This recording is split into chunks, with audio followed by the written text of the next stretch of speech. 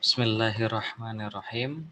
Alhamdulillahirrabbilalamin. Wabihi nasta'in ala umuri dunya waddin. Assalatu wassalamu ala asrafil anbiya'i wal mursalin Sayyidina wa maulana Muhammadin wa ala alihi wa sahbihi ajma'in amma ba'd. Teman-teman sekalian, mari kita lanjutkan perkuliahan pendidikan agama Islam. Dan pada pertemuan kali ini kita akan belajar bab yang kelima, yaitu yang membahas tentang kenabian. Mengapa perlu kita sebagai seorang muslim berdiskusi atau mempelajari tentang kenabian? Karena sebagaimana yang telah kita pahami bersama bahwasanya iman kepada Nabi merupakan salah satu dari rukun iman yang wajib kita percayai atau imani. Sehingga apabila kita menafikan keberadaan Nabi atau kita tidak meyakini tentang kehadiran Nabi, maka sama halnya dengan keimanan kita tidak sempurna. Oleh karena itu menjadi penting bagi kita untuk mempelajari secara lebih mendalam hal-hal yang terkait dengan kenabian. Baiklah, langsung saja kita masuk kepada materinya. Hal yang pertama harus kita pahami yaitu dari definisi. Mengapa? Karena dari definisi ini selanjutnya akan kita pahami makna.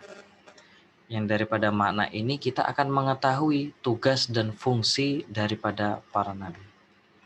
Yang pertama secara bahasa atau secara etimologis atau lughatan. Kata kenabian berasal dari kata naba yang artinya tinggi atau ditinggikan, atau naba'ah yang artinya berita.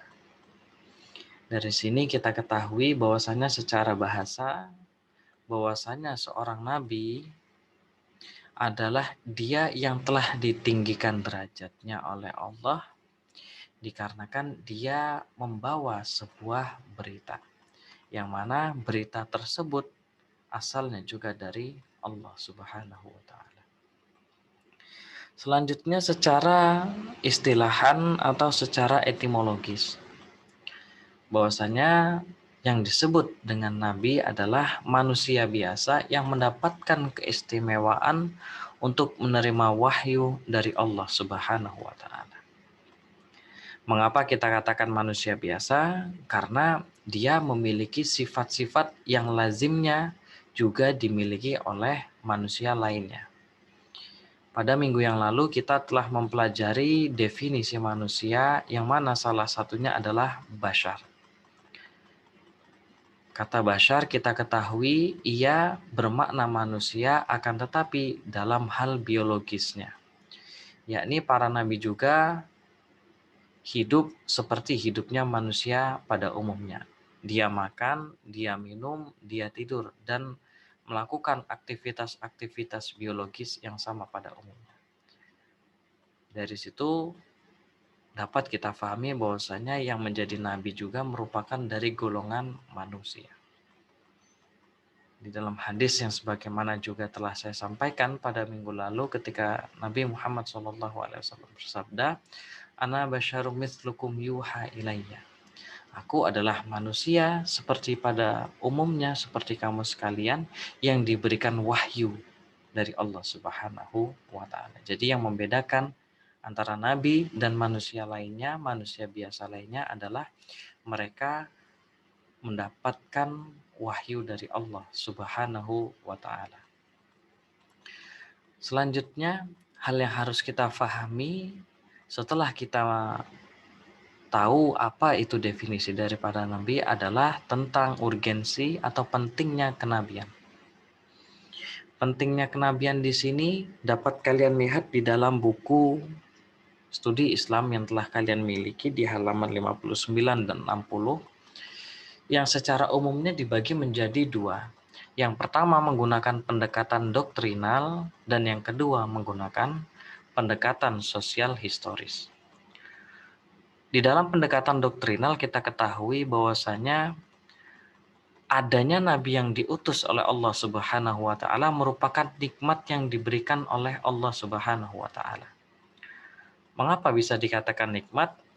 Karena ketika nabi diutus, maka nabi tersebut akan memberikan tuntunan dan arahan bagi para manusia. Yang mana tuntunan dan arahan ini tidak akan bisa tercapai apabila hanya dilakukan atas dasar akal pribadi manusia itu sendiri. Maka ini merupakan nikmat dari Tuhan bahwasanya ketika kita hidup di dunia ini, maka kita tidak dibiarkan begitu saja. Kita tidak dibiarkan tanpa ada arahan, melainkan diutuslah Rasul yang mana dia menyampaikan ajaran-ajaran Allah. Sehingga daripadanya kita bisa mengetahui mana yang hak dan mana yang batil, mana yang benar dan mana yang salah. Sehingga hidup kita bisa menjadi lebih terarah dan lebih jelas. Ketimbang kita hanya berperilaku atau berbuat hanya berdasarkan akal pikiran kita saja. Mengapa? Karena apabila hanya menggunakan akal pikiran saja, tentu akan mengalami banyak perdebatan. Kita ketahui ketika seseorang berdiskusi tanpa adanya arahan, tanpa adanya panduan, maka yang terjadi hanyalah perdebatan saja. Maka adanya nabi yang diutus mengakhiri perdebatan tersebut dan langsung membawa pesan otoritatif dari Allah Subhanahu wa taala. Selanjutnya urgensi kenabian dari pendekatan yang kedua yaitu pendekatan sosial historis. Apa maksudnya? Kita ketahui ketika nabi diutus ke dalam sebuah tatanan masyarakat dapat kita ketahui, dapat kita fahami bahwasanya tentu masyarakat tersebut dalam kondisi yang memang benar-benar membutuhkan seorang pemimpin atau seorang pengarah. Sebagai contoh ketika Nabi Muhammad SAW diutus untuk menjadi seorang nabi di zaman yang dikenal sebagai zaman jahiliyah. Yang mana pada zaman jahiliyah kita ketahui ada berbagai perilaku yang dia bertentangan dengan nilai-nilai kemanusiaan, terlebih nilai ketuhanan. Mereka menyembah berhala, mereka mengotori Ka'bah sebagai tempat suci yang dibangun oleh Nabiullah Ibrahim.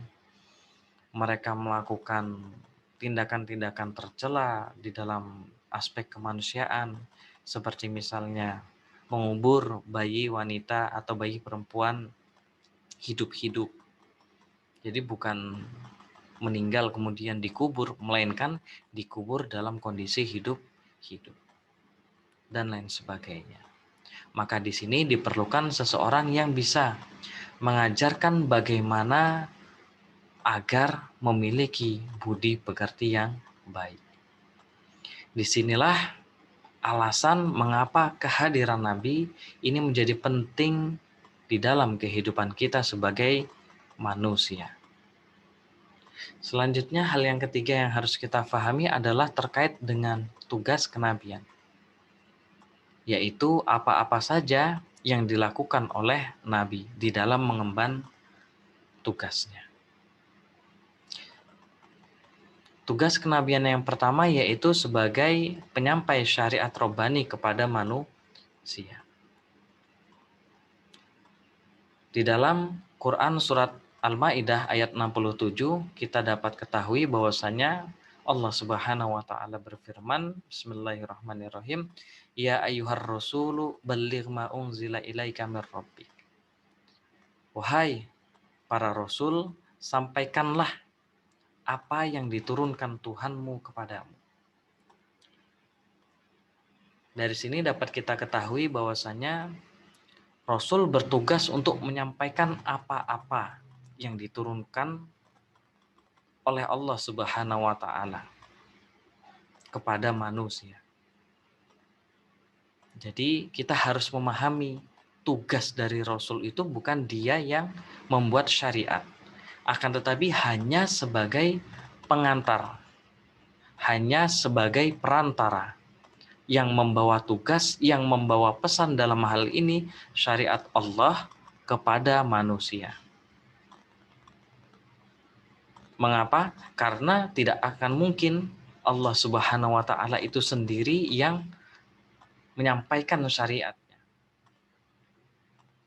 Salah satu alasan mengapa nabi yang diutus untuk manusia adalah berasal dari juga manusia, agar para nabi tersebut dapat diterima. Mengapa? Karena manusia sudah barang tentu dia akan dapat menerima dari seseorang yang merupakan golongannya.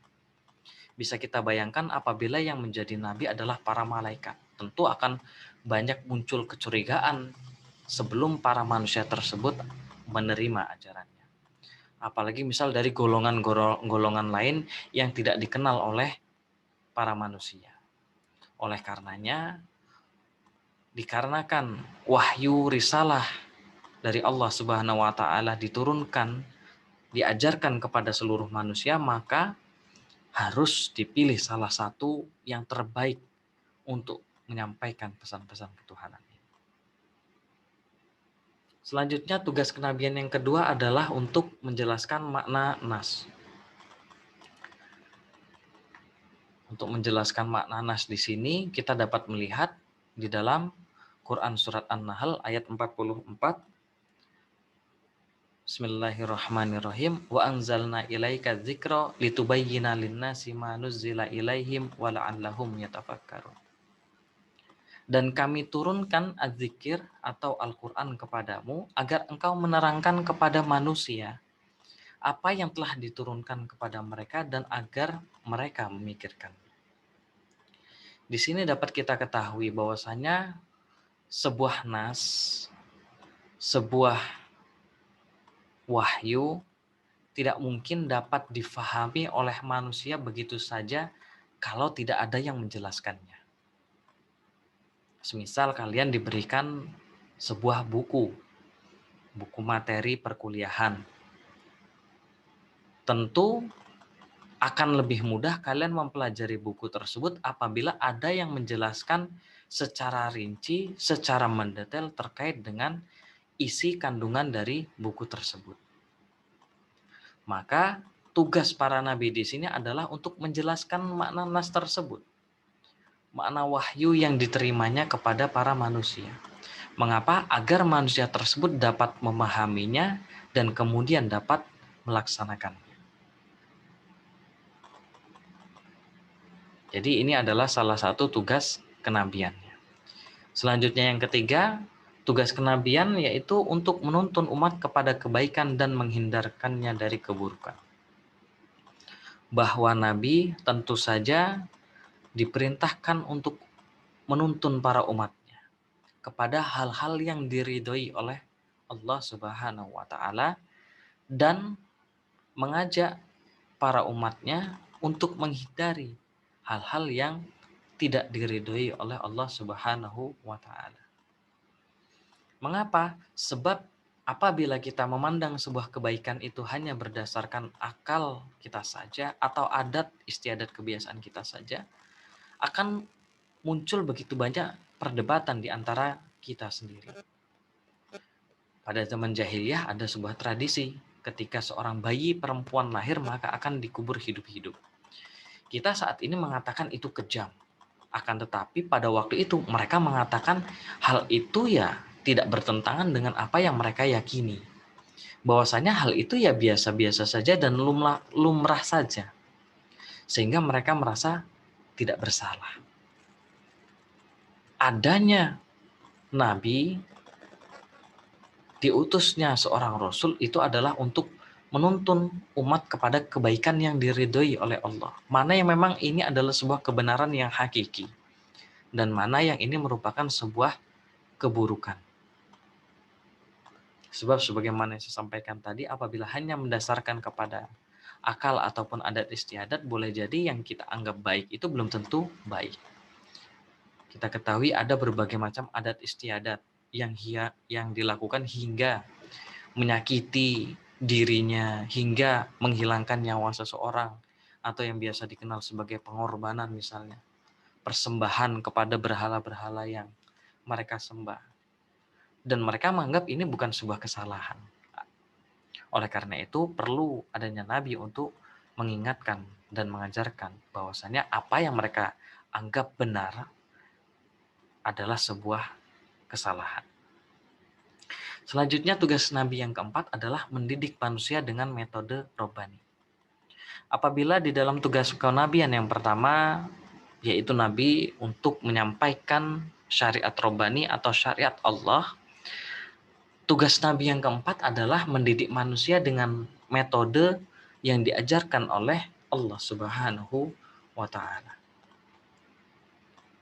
Kita ketahui bahwasanya di dalam Al-Qur'an surat An-Nahl ayat 125 dikatakan bismillahirrahmanirrahim ud'u ila sabili rabbika bil hikmati wal mau'izatil hasanah wajadilhum billati hiya ahsan.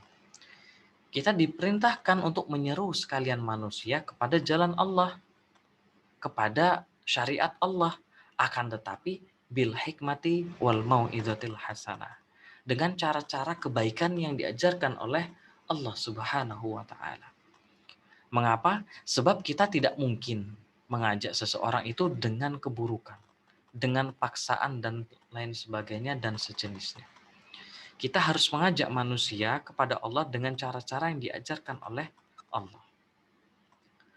Bahkan Umar bin Khattab pernah mengatakan, janganlah ajak orang-orang yang berada di luar Islam itu dengan lisanmu, melainkan ajaklah mereka melalui perbuatanmu. Maksudnya bagaimana? Sebab orang-orang yang di luar Islam itu tidak tahu sholat kita, zakat kita. Mereka tidak melihat itu. Yang mereka lihat adalah perbuatan kita sehari-hari. Sehingga kita mengajaknya itu bukan dengan seruan, ayo masuk Islam dan lain sebagainya, dengan hanya menggunakan ajakan verbal saja. Melainkan kita harus berbuat baik kepadanya. Maka dengan sendirinya mereka nanti akan menyadari bahwasanya oh ternyata dia berbuat baik seperti itu karena diajarkan oleh agamanya, dan kemudian dia akan tertarik. Bahkan di dalam Al-Quran pun kita dilarang untuk menjelek-jelekan Tuhan sesembahan agama lain. Mengapa hal ini diajarkan oleh Islam? Karena kalau kita melakukan hal demikian, bukan mereka akan tertarik kepada agama Islam, melainkan justru akan menghina Tuhan atau sesembahan umat Islam. Ini yang harus kita pahami. Jadi mengajak kebaikan itu harus dengan cara yang baik pula. Sebab ketika sebuah kebaikan diajarkan dengan cara yang buruk, maka pada saat itulah hal tersebut menjadi sebuah keburukan. Nabi Muhammad SAW telah mengajarkan kepada kita dengan sangat banyak sekali riwayat yang telah menceritakan tentang bagaimana perjuangan Nabi untuk mengajak para umatnya untuk beribadah kepada Allah Subhanahu wa taala. Baik teman-teman sekalian, jadi ini adalah tugas kenabian. Yang pertama adalah penyampaian syariat robbani, yang kedua menjelaskan makna nas, yang ketiga menuntun umat kepada kebaikan dan menghindari dari keburukan, dan yang keempat adalah mendidik manusia dengan metode robbani. Hal yang selanjutnya harus kita pahami adalah misi dan tujuan kenabian. Misi dan tujuan kenabian, yaitu apa sih yang menjadi tujuan utama dari diutusnya para nabi tersebut. Yang pertama adalah tentang ketauhidan atau beriman kepada Allah yang Maha Esa. Bahwasanya sebagaimana yang kita ketahui, Islam datang untuk mengajarkan kepada umat manusia dalam hal peribadatannya kepada Tuhan. Manusia yang telah menyadari keterbatasannya sehingga mereka menciptakan Tuhan-Tuhan yang mereka anggap dapat membantu hidupnya. Sehingga apabila ada orang yang takut dengan suara petir misalnya, maka dia akan menciptakan bayangan sosok yang berkuasa tentang atau dalam hal petir itu. Takut kepada hujan atau ingin meminta keberkahan daripada hujan, maka dia menciptakan Tuhan yang dapat memberinya dikala hujan, dan lain sebagainya. Keterbatasan manusia tersebut telah diakui ribuan tahun yang lalu. Sehingga muncullah berbagai macam Tuhan hasil dari bentuk ketakutannya atau atas dasar kesadaran tentang keterbatasan akal yang mereka miliki. Nah, sedangkan Islam di sini muncul, para nabi dan rasul muncul itu untuk mengarahkan nilai-nilai ketauhidan yang sebenarnya, nilai-nilai ketuhanan yang sebenarnya.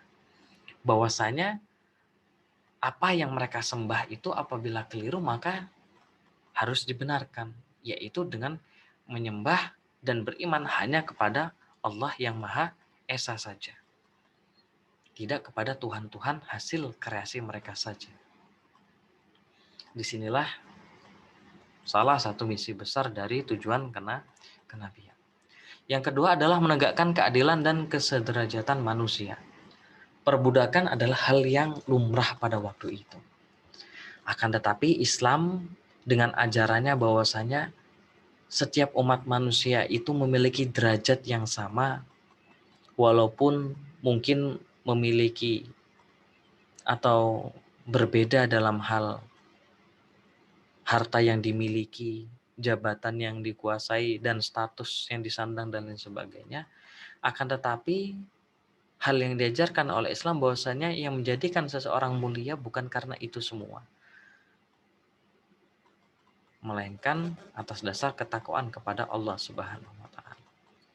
Jadi Islam sangat menegakkan kesederajatan manusia, tidak dilihat dari sukunya apa, rasnya apa, dan lain sebagainya, melainkan satu-satunya yang membedakan derajat manusia adalah ketakwaan kepada Allah Subhanahu wa taala. Dan diajarkan tentang nilai-nilai keadilan dan keihsanan, yaitu dalam bentuk Islam sebagai rahmatan lil alamin, menjadi rahmat bagi seluruh alam. Tidak hanya rahmat bagi umat muslim saja. Selanjutnya, hal yang harus juga kita pahami kaitannya tentang konsep kenabian ini bahwa setiap nabi yang diutus oleh Allah Subhanahu wa taala merupakan sebuah satu kesatuan. Yang pertama dapat kita lihat bahwasanya Nabi Adam hingga Nabi Muhammad sebagai nabi penutup hanya membawa satu agama saja. Satu agama berarti nilai-nilai yang diajarkan itu hanya satu saja. Apa? Sebagaimana yang ada di dalam slide sebelumnya. Yang pertama tentang nilai-nilai ketauhidan, yang kedua tentang nilai-nilai kasih sayang kepada sesama manusia. Dan posisinya adalah yang pertama, nabi terdahulu merupakan perintis bagi yang kemudian. Nabi yang terdahulu adalah perintis bagi yang kemudian. Jadi apa yang diajarkan oleh nabi-nabi terdahulu merupakan pondasi bagi nabi-nabi setelahnya. Mengapa ajaran yang diberikan oleh para nabi kok terkadang berbeda? Tidak berbeda sebenarnya, akan tetapi hanya berbeda dalam hal cakupannya saja. Ada yang mengajarkan ketauhidan dalam pengertian yang umum, dalam artian hanya meyakini tentang keesaan Allah misalnya. Akan tetapi boleh jadi pada nabi setelahnya telah ada syariat yang diajarkan, yaitu tata cara peribadatan dan lain sebagainya. Akan tetapi substansi yang diajarkan masihlah sama. Dan apabila nabi terdahulu merupakan perintis bagi yang kemudian, maka selanjutnya dapat kita ketahui bahwasanya nabi yang kemudian, nabi yang ada atau lahir setelahnya adalah penyempurna bagi yang terdahulu. Penyempurna di sini tentu melihat konteks dari kondisi sosial masyarakat yang dihadapi. Kondisi sosial masyarakat yang dihadapi seperti apa, maka seperti itulah Nabi mengajarkan. Maksudnya seperti ini. Jadi kita ketahui bahwasanya wahyu-wahyu yang diterima oleh para nabi ada yang berupa kitab, ada yang berupa suhuf. Suhuf berarti hanya beberapa lembar saja. Akan tetapi ada yang berupa kitab, yaitu berupa kumpulan dari para suhuf ini, daripada suhuf ini, sehingga memuat banyak sekali suhuf. Dan di sini dapat kita ketahui bahwasanya ajaran yang diajarkan dari berlembar-lembar suhuf itu tentu tidak sedetail dengan kitab. Sebab kalau yang namanya kitab itu berarti dia telah menjelaskan secara lebih menyeluruh. Nah, Al-Quran sebagai kitab terakhir di sana berfungsi sebagai penyempurna dari kitab-kitab sebelumnya. Sehingga apa yang diajarkan oleh Allah melalui Al-Quran merupakan penyempurna. Dan ketika seseorang yang beriman kepada nabi-nabi sebelumnya, maka dia harus beriman kepada Nabi Muhammad dengan Al-Qurannya. Jadi kalau misalnya kita mengatakan, apakah kita percaya kepada Nabi Isa misalnya? Ya tentu kita percaya. Kemudian misalnya ada yang bertanya lagi, apakah kita percaya kepada ajaran Nabi Isa? Ya tentu kita percaya. Mengapa? Sebab yang diajarkan Nabi Isa pun adalah apa yang diajarkan oleh Nabi Muhammad. Tentang ketauhidan, tentang nilai-nilai kemanusiaan, rahmat, kasih sayang, dan lain sebagainya. Sehingga syariat yang diajarkan oleh nabi-nabi sebelumnya, ketika dia menjumpai atau mengetahui tentang syariat yang dibawa oleh para nabi setelahnya, maka ia wajib untuk mengikuti syariat nabi setelahnya. Jadi bukan kemudian dipertentangkan antara nabi satu dengan yang lain, atau justru dibenturkan seolah-olah saling bertolak belakang dan lain sebagainya. Padahal tidak. Apa yang diajarkan oleh para nabi itu memuat visi besar yang sama, memuat tujuan besar yang sama. Kemudian, setelah kita mengetahui tentang esensi daripada ajaran yang diajarkan oleh para nabi, kita langsung masuk kepada pembahasan nabi kita. Bahwasanya umat yang lahir yang ada sejak zaman Nabi Muhammad hingga hari kiamat, maka dia harus mengikuti Nabi Muhammad. Mengapa? Karena Nabi Muhammad adalah nabi terakhir. Sehingga Nabi Muhammad merupakan penyempurna dari ajaran-ajaran nabi sebelumnya. Dan sudah tidak ada lagi nabi setelah Nabi Muhammad ini. Sehingga sudah jelas bahwasanya ajaran apakah yang harus kita ikuti, ajaran apa yang harus kita lakukan. Nah, kalau berbicara tentang sejarah Nabi Muhammad tentu membutuhkan waktu yang sangat panjang. Karena banyak sekali nilai-nilai yang dapat kita pelajari dari sirah nabawiyah atau perjalanan hidup dari Nabi Muhammad. Akan tetapi secara umum saja kita singgung kaitannya tentang hal ini. Yang pertama tentang prakelahiran, yaitu bagaimana Nabi dijaga sejak beliau bahkan belum lahir, berada di dalam kandungan, berada di alam rahim, bahwa Nabi Muhammad di dalam kandungan itu tidak menyusahkan ibunya dan lain sebagainya. Kemudian sampai kelahiran beliau juga, bagaimana ketika Nabi Muhammad dibesarkan di sebuah desa yang pada waktu itu memiliki tradisi yang baik. Dalam artian agar anak-anak kota pada waktu itu, karena Mekah sudah menjadi jalur perdagangan, maka salah satu kebiasaan pada zaman itu adalah orang-orang desa yang masih menjaga tradisi Arab yang baik, menggunakan bahasa fusha atau bahasa yang bertutur kata lembut seperti itu, maka bayi-bayi yang lahir di kota Makkah atau di kota tersebut dibawa agar dia dapat hidup di desa dengan kualitas udara yang baik, dengan pergaulan yang lebih terjaga. Dan Nabi Muhammad pun seperti itu, dibawa oleh ibu susuannya yaitu Halimatus Sa'diyah. Dan kemudian berbagai hal terjadi ketika Nabi Muhammad berada dalam proses penyusuan dari Ibunda Halimatus Sa'diyah, berbagai macam keberkahan yang didapatkan oleh Ibunda susuan Halimatus Sa'diyah tersebut, dan lain sebagainya. Kemudian ketika kita beralih kepada masa pra-kenabian, yaitu ketika Nabi Muhammad sebelum diangkat menjadi seorang nabi, yang pertama harus kita fahami dan ketahui bahwasanya Nabi dilahirkan dalam keadaan yatim. Yatim sejak di dalam kandungan, yaitu ketika Nabi lahir, Nabi sudah tidak memiliki seorang ayah. Beberapa ulama menafsirkan atau mengambil hikmah daripada kenabian yang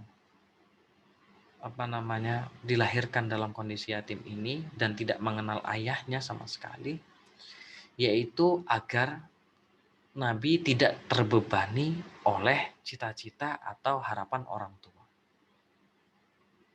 Karena biasanya orang tua ketika mendidik sembari dia menggantungkan cita-cita, harapan yang diberikan kepada anaknya.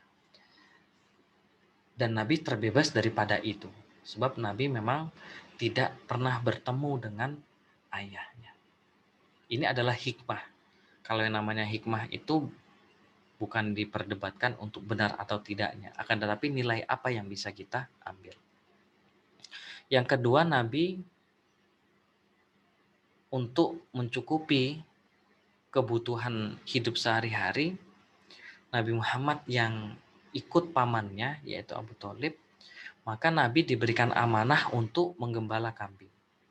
Ini juga kalau kita ambil hikmahnya bahwasanya proses Nabi untuk menggembala kambing ini juga sebagai latihan. Bagaimana ketika Nabi misalnya mengatur kambing yang sangat susah sekali diatur tersebut, misalnya ada yang mau dimasukkan kandang, pergi ke sana, pergi kemari, dan lain sebagainya. Dalam suatu barisan ketika misalnya dalam perjalanan agar tidak hilang antara satu dengan yang lain. Jadi di sini juga Nabi belajar tentang kepemimpinan. Dan yang ketiga, Nabi memiliki sifat jujur. Sifat jujur sehingga Nabi mendapatkan gelar Al-Amin ini bukan ketika Nabi sudah menjadi Nabi, melainkan sebelum menjadi Nabi. Nabi dikenal sebagai Al-Amin itu tadi, sebagai orang yang jujur. Sehingga dari kepribadian yang jujur inilah yang menjadikan orang-orang menjadi sulit untuk membantah Nabi Muhammad. Ketika dikatakan Muhammad adalah orang yang pendusta, misalnya seperti itu. Kemudian ada yang bertanya, Muhammad siapa? Itu loh Muhammad Al-Amin. Nah, sedangkan kata-kata Muhammad Al-Amin itu loh Muhammad yang jujur, nah kan menjadi bertolak belakang. Sebab bagaimana mungkin seseorang yang telah dikenal sepanjang usianya untuk berkata dan berbuat jujur, ia dianggap sebagai pendusta itu tadi. Maka banyaklah yang kemudian menerima ajaran Nabi Muhammad. Yang keempat, Nabi Muhammad telah terpelihara hidupnya dari perbuatan-perbuatan syirik. Jadi Nabi karena memang sudah dijaga dan dipersiapkan untuk menjadi Nabi Agung, Nabi besar, Nabi akhir zaman yang akan memimpin, yang akan mengajarkan kepada jutaan, ratusan juta daripada umatnya ini, maka Nabi telah dijaga dari kecilnya. Ketika Nabi misalnya diajak oleh teman-temannya, masih kecil ya bermain dan sebagainya, untuk mengikuti tradisi yang berhubungan tentang nilai-nilai kesyirikan, maka Nabi pasti akan ditidurkan oleh malaikat. Pasti akan ditidurkan. Dan ketika bangun, acara tersebut sudah selesai. Sehingga Nabi memang melewatkannya dan tidak mengikutinya. Dan yang terakhir, Nabi tidak pandai membaca dan menulis. Nah, di sini pemaknaan kita terhadap Nabi itu adalah seorang yang ummi, yaitu tidak bisa membaca dan menulis. Ini tentu tidak ada sangkut pautnya dengan pintar atau tidaknya Nabi. Mengapa? Sebab membaca dan menulis ini kan hanya perantara. Ya. Kita belajar membaca agar kita dapat mempelajari ilmu pengetahuan di sekitar kita. Karena ilmu pengetahuan bentuknya dalam buku yang mengharuskan kita untuk membacanya, mempelajari. Kita juga harus menulis agar bisa menyampaikan pesan. Akan tetapi justru karena Allah menjaga kemurnian daripada Nabi Muhammad SAW, maka Nabi tidak membutuhkan perantara harus bisa membaca dan menulis ini untuk menjadi seseorang yang pintar, seseorang yang cerdas. Tidak membutuhkan perantara itu, sebab perantaranya langsung diajarkan oleh malaikat Jibril seperti itu. Jadi tidak pandai membaca dan menulis ini bukan menunjukkan bahwasanya Rasul itu memiliki kekurangan, melainkan ini adalah kelebihannya. Dan ini juga yang menjadikan orang-orang pada waktu itu merasa takjub. Sebab ketika dikatakan Al-Quran ini adalah karangannya Muhammad, seperti itu misalnya. Tapi kemudian mereka menyadari bahwasanya Muhammad itu yang tidak bisa nulis dan tidak bisa baca. Maka bagaimana mungkin dapat mengarang dalam tanda kutip isi daripada Al-Quran ini. Dari situ mereka kemudian mempercayai bahwasanya ini bukanlah karangan dari Muhammad, melainkan ini benar-benar firman dari Allah Subhanahu wa taala. Selanjutnya yang keempat yaitu kaitannya tentang masa kenabian. Yang di sini saya jelaskan singkat saja kaitannya tentang sifat-sifat yang dimiliki oleh para nabi, yaitu amanah, terpercaya, tentu saja karena nabi haruslah seseorang yang memang memiliki kepercayaan yang tinggi sehingga apa yang disampaikan olehnya merupakan sebuah kebenaran. Yang kedua, tabligh, menyampaikan. Jadi tanggung jawab seorang rasul itu adalah menyampaikan apa yang ia dapatkan dari Allah Subhanahu wa taala. Yang ketiga, sidik, jujur. Dari apa yang ia katakan itu bukan merupakan kebohongan, melainkan tidak ada yang dikurangi dan ditambahi dari wahyu Allah Subhanahu wa taala. Dan yang terakhir, fatonah atau cerdas. Mengapa? Karena Nabi dituntut untuk bisa menjelaskan isi daripada wahyu yang diterimanya, sehingga sudah jelas bahwasanya Nabi merupakan sosok yang cerdas. Kemudian ketika kita berbicara tentang kenabian, tidak bisa kita lepaskan tentang kemukjizatan. Kita ketahui bahwasanya Nabi dan Rasul memiliki mukjizat. Apa itu mukjizat? Yang pertama adalah definisinya. Mukjizat adalah peristiwa yang terjadi di luar kebiasaan yang manusia biasa tidak sanggup melakukannya. Yang kedua, seorang Rasul memperlihatkannya atau memperlihatkan mukjizat tersebut atas seizin Allah sebagai bukti kebenarannya. Sebagai bukti bahwasanya saya ini Rasul loh, saya ini adalah manusia pilihan. Seperti itu. Karena biasanya manusia itu ketika dia mendapatkan sesuatu yang hebat menurutnya, maka dia akan menyaksikannya dulu. Kamu Rasul misalnya. Lihat, kenapa kok kamu yang jadi Rasul nggak saya misalnya kan? Emang bisa kamu apa dan lain sebagainya. Tapi ketika misalnya ditunjukkan kelebihan-kelebihannya, maka seketika itu pula dia akan meyakini, oh kayak gini ya nggak bisa kalau misalnya manusia biasa. Dan mukjizat yang diberikan kepada Rasul tersebut adalah mukjizat yang memang menjadi keunggulan dari setiap zamannya. Sebagai contoh misalnya Nabi Musa. Ketika berhadapan dengan Fir'aun, pada waktu itu Fir'aun mencari atau mengumpulkan para penyihir terhebat yang ada di kerajaannya. Untuk kemudian dilawankan dengan Musa. Ahli nujum, karena mereka mengatakan bahwasanya kelebihan yang dimiliki oleh Musa ini hanya sihir semata, maka Fir'aun mendatangkan para ahli sihir terkemuka. Akan tetapi apa yang terjadi? Bahwasanya yang dilakukan oleh Nabi Musa itu ternyata dia bukan hanya sihir, melainkan mukjizat. Kalau sihir itu biasanya dia hanya memperdaya panca indera kita saja. Sedangkan kalau mukjizat dia adalah sesuatu yang memang tidak dapat dilakukan oleh orang lain selain daripada Nabi. Kemudian misalnya kita lihat lagi contoh ketika Nabi Isa memiliki mukjizat untuk menghidupkan orang yang telah mati. Mengapa Nabi Isa diberikan mukjizat demikian? Karena pada waktu itu Yang berkembang adalah ilmu kedokteran. Berbagai macam orang bisa mengobati banyak sekali penyakit. Akan tetapi tidak ada seorang pun, tidak ada dokter yang dapat melakukan apa yang dilakukan oleh Nabi Isa, yaitu menghidupkan orang mati. Maka ini adalah bukti bahwasanya Isa adalah benar-benar utusan Allah.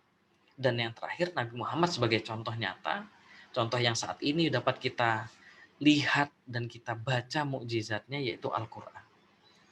Bahwa Al-Quran ini adalah mukjizat dari Allah yang diturunkan dalam keadaan, dalam kondisi suatu wilayah yang mereka adalah ahli-ahli puisi, para penyair. Bukan penyihir ya, tapi para penyair. Yang mereka dapat merangkai kata begitu indahnya. Akan tetapi ketika Al-Quran ini diturunkan, untaian kata yang mereka miliki itu tidak ada apa-apanya. Dan Al-Quran ini adalah mukjizat yang sampai sekarang dapat kita saksikan. Begitu banyak penelitian yang tidak ada habis-habisnya mempelajari isi kandungan daripada Al-Quran, yang mana setiap kali dibaca ada saja hal baru yang ditemukan. Mengapa? Karena kita sebagai manusia ya hanya bisa mempelajari mukjizat tersebut ya sebisa kita, seperti itu. Sedangkan yang paling otoritatif, yang pasti kebenarannya di dalam menjelaskan Al-Quran adalah Nabi Muhammad itu sendiri. Kalau para ahli tafsir itu kan hanya berdasarkan kemampuan yang dimiliki selama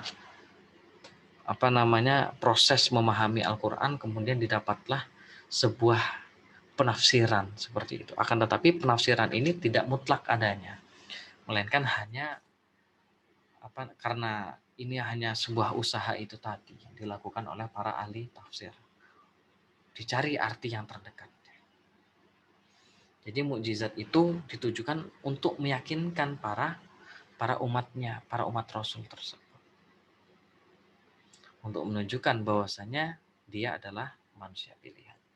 Dan yang terakhir sedikit saya singgung kaitannya tentang wahyu. Wahyu itu apa? Wahyu itu adalah firman Allah Subhanahu wa taala. Kemudian bagaimana cara menurunkannya? Ada berbagai macam riwayat. Salah sedikitnya, bukan salah satu ya, karena salah satu itu hanya satu. Di sini dikatakan bahwasanya ya wahyu itu diturunkan dengan cara Allah menyampaikan secara langsung. Ini bukan tulis tanpa perantara wahyu ya, tapi tanpa perantara atau di belakang. Jadi maksudnya itu yang pertama itu ketika Nabi, misalnya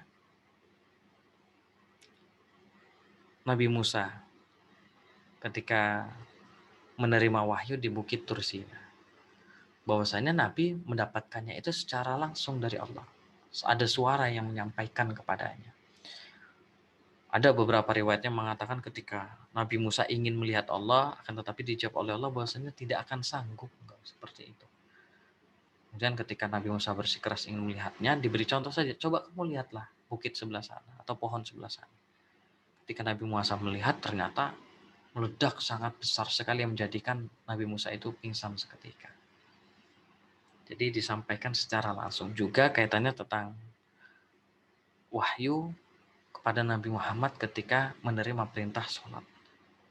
Jadi mengapa kita pahami bersama di sini ya, sholat itu adalah hal yang paling penting karena Allah memerintahkan kepada Nabi Muhammad itu bukan melalui perantara, melainkan langsung diundang, langsung dipanggil. Kita ketahui ketika seseorang ketika menyampaikan sesuatu itu tidak melalui perantara, sebagai contohnya ya sesama manusia saja. Kalian ketika ingin menyampaikan hal yang paling penting itu kan pasti ingin menyampaikannya secara langsung, tidak melalui perantara. Biasanya yang kita sampaikan melalui perantara itu adalah hal-hal yang sifatnya penting, akan tetapi ya tidak terlalu penting seperti itu. Baru melalui perantara. Akan tetapi apabila hal yang paling penting, hal yang sangat penting, sebisa mungkin kita sampaikan secara langsung. Ini adalah hal yang harus kita pahami kaitannya tentang sholat itu. Jadi bagaimana sholat ini, mengapa saking pentingnya itu? Ya karena untuk memerintahkannya saja itu ya tidak melalui perantara, melainkan secara langsung disampaikan kepada Nabi Muhammad. Sampaikan kepada Nabi Muhammad. Dan sholat itu adalah kewajiban yang tidak ada rukhsahnya.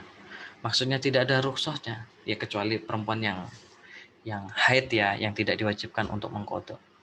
Jadi sholat itu ya bagaimanapun harus tetap kita lakukan. Kalau tidak bisa sholat dengan posisi berdiri ya duduk. Tidak bisa duduk ya tiduran. Tidak bisa tiduran saja misalnya nggak bisa menggerakkan badan, ya menggunakan isyarat atau kedipan mata. Jadi sampai bagaimanapun sakitnya apapun selama dalam kondisi sadar, maka dia harus melakukan sholat. Bahkan ketika dia sudah sadar dan terlewat waktunya, maka dia diharuskan untuk mengkodoknya.